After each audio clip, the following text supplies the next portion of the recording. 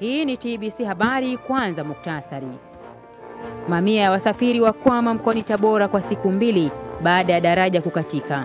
Waombwa kubadili njia. Waziri Mkuu Mizengo Pinda awashauri viongozi wa mikoa ya kanda ya Nyanda za Juu Kusini kutumia kwa faida ya kibiashara uwanja wa ndege wa kimataifa wa Songwe mkoani Mbeya.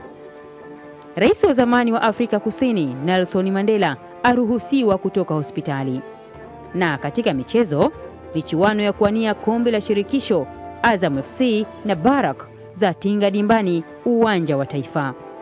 Msomaji wako usiku huu ni Elisha Elia.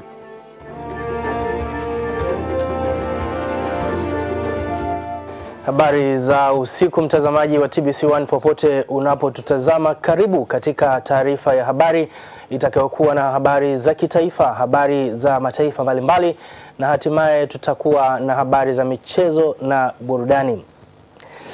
Mamia ya abiria wanaosafiri kati ya Tabora na mikoa ya kanda ya Ziwa na kanda ya Kati wamekwama kwa zaidi ya siku 2 katika eneo la Nkiniziwa, barabara ya Tabora Nzega, baada ya barabara kukatika kutokana na mafuriko yaliyosababishwa na mvua zinazoendelea kunyesha. Abiria hao wamelazimika kukaa siku 2 barabarani kutokana na mabasi yao kushindwa kuvuka eneo hilo na kusababisha msongamano mkubwa wa magari na wasafiri wanaotoka na kuingia mkoani Tabora. Mwandishi wetu Niko Mwibare kutoka Tabora ameandaa taarifa ifuatayo. Ni katika eneo la Ikiniziwa katika wilaya Nzega hapa mkoani Tabora, ambapo barabara hii iliyopo katika matengenezo imekatika kutokana na mto huu kufurika. Abiria wanaotoka Mwanza, Shinyanga na mikoa mingine yote ya kanda ya Ziwa na wale wanaotoka Tabora kuelekea Mwanza wamekwama hapa kwa takribani siku 2 sasa kutokana na magari yao kushindwa kupita.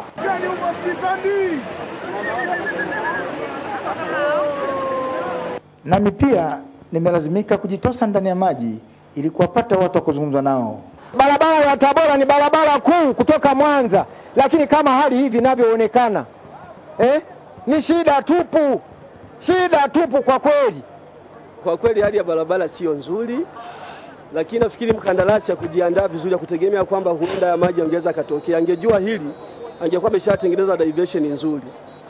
Kwa sababu wanashindwa kutengeneza mabarabara kiangazi, wanasubiri masika kama hivi, tunahangaika, tunateseka.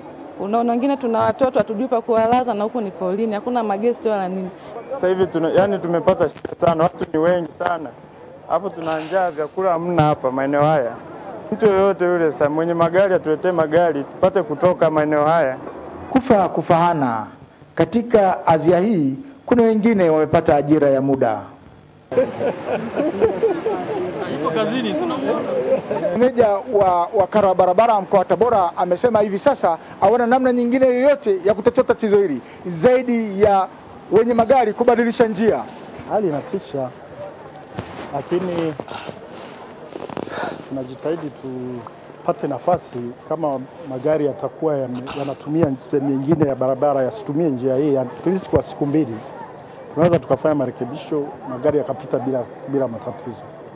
Sasa hivi magari makubwa yanalazimisha kupita hapa, haiwezekani. Tunahitaji kama siku 2 ili kurekebisha hali hapa, magari yaweze kupita bila matatizo. Nikiripoti kutoka hapa katika eneo la Ikiniziwa wilayani Nzega mkoani Tabora, ni mimi Niko Mwibale wa TBC1.